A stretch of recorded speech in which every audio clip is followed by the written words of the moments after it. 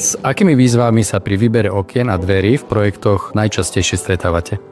S akými výzvami? Vždy to je špecifické iné, lebo sme architekti, architektonický ateliér, ktorý robí atypické stavby, takže nikdy to není nejaká šablóna.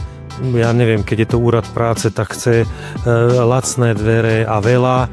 Je to rodinný dom, tak ich bude veľmi málo a budú veľmi zaujímavé, veľmi atypické, iné.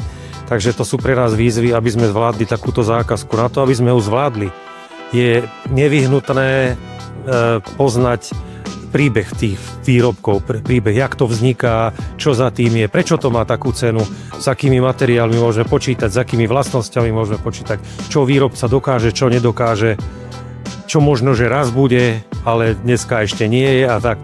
Takže na tieto otázky som ja prišiel hľadať odpovede sem k vám.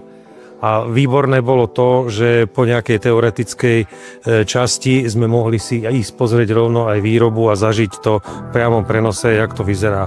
Toto všetko je pre mňa veľmi dôležité, lebo som architekt, ktorý má svoj ateliér a vieme toto využiť.